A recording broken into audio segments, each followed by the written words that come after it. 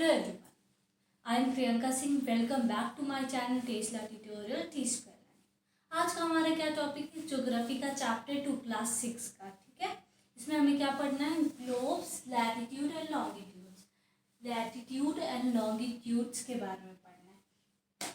एक बात बताइए, हम लैटिट्यूड और लॉन्गिट्यूड पढ़ रहे हैं तो हमें लैटिट्यूड और लॉन्गिट्यूड का ज़रूरत क्यों पड़ा?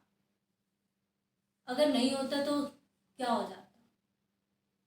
तो लैटिट्यूड और लॉन्गिट्यूड का ज़रूरत हमें इसलिए पड़ा ना कि हम किसी, आपने ग्लोब देखा है, उसमें बहुत सारे कंट्रीज़ हैं, बट उस कंट्रीज़ को लोकेट करने के लिए पर्टिकुलर एक पॉइंट चाहिए।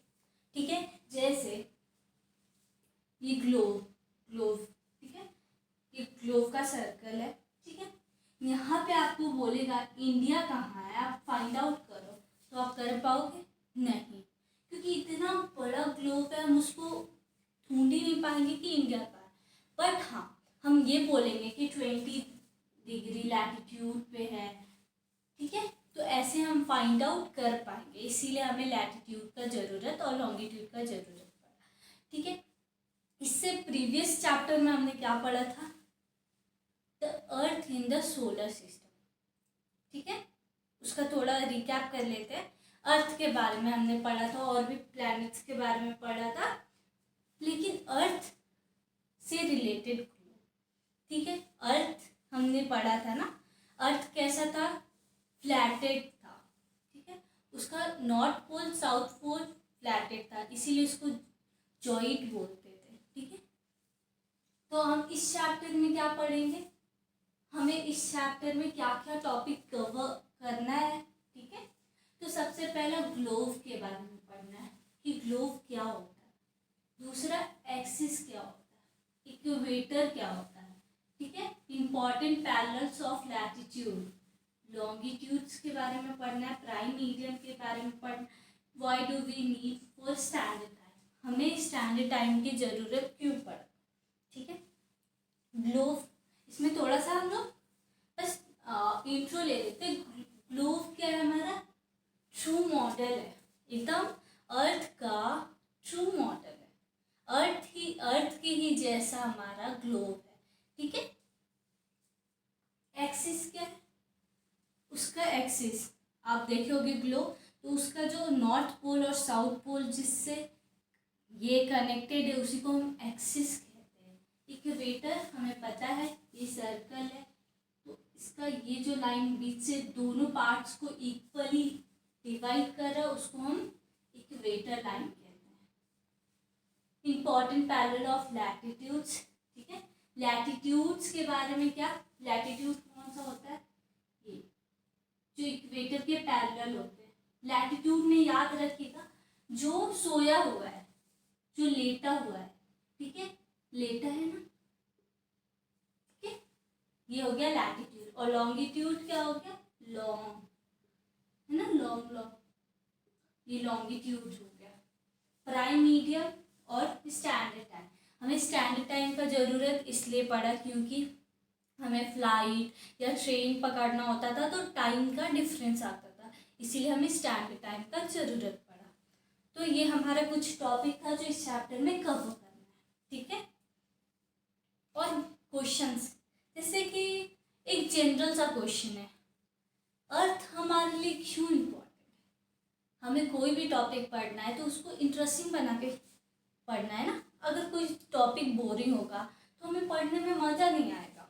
ठीक है, जैसे हम फिजिक्स पढ़ते या केमिस्ट्री पढ़ते, मैथ पढ़ते, पॉलिटिकल साइंस, हिस्ट्री, व्हाटएवर, कोई सा भी सब्जेक्ट पढ़ते, तो अगर हम उसको अच्छे से, मतलब ऐसे बस ऐसे बुक उठाए, हाँ ग्लोब क्या है ये पढ़ लिए पूरा, बट ऐसे नहीं है। रीड करने से, रीड करना चाहिए, हैबिट में लाना चाहिए रीड करने का, लेकिन रीड करने से ही हमें कोई भी चीज़ याद नहीं होता। ठीक है, उसके लिए अच्छा एक बात बताओ, आप मूवी देखते हो, ठीक है, मूवी याद रहता, बट कुछ चीज़ जो आप पढ़ते हो वो आपको याद क्यों नहीं होता? क्योंकि आप वो चीज़ देख रहे हो तो आपको याद रह रहा है। तो कुछ चीज़ जो जब आप देखते हो तो वो आपको याद रहती है, ठीक है। आप एक बार रीड कर रहे हो, 2 बार रीड कर रहे हो, 3 बार रीड कर रहे हो, ठीक है, वो तब तक याद रहता। पर जब हम उसको छोड़ देते हैं तो वो आपको याद नहीं रहेगा। अगर आप कोई टॉपिक आज पढ़ रहे हो, उसको रिवाइज ना कर रहे हो तो आप भूल जाओगे। तो इसीलिए बहुत इम्पोर्टेंट है, हमें रीड करना इम्पोर्टेंट है। आप एक बार रीड करो, ठीक है, उसके बाद दूसरे बार आप वीडियोस देखो, तीसरे बार जो है आपने वीडियोस देखा, जो आपने बुक में पढ़ा, वो दोनों को मिलाओ और आपके दिमाग में जो भी आया उन तीनों को मिला के नोट्स बनाओ। मोस्ट इम्पॉर्टेंट जो नोट्स आपका हमेशा काम आएगा। चलो टाइम को ना वेस्ट करते हुए हम वीडियो को प्रोसीड करें। तो ठीक है, हमारा पहला टॉपिक क्या है, ग्लोब। ग्लोब के बारे में पढ़ते हैं, ठीक है।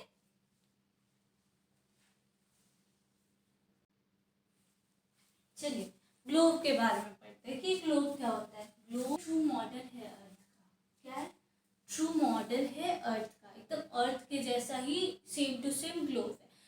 हाँ, ग्लोब क्या है ना, उसका साइजेस वेरी कर सकता है, छोटा बड़ा, ठीक है, लेकिन अर्थ का साइज वेरी नहीं करता है।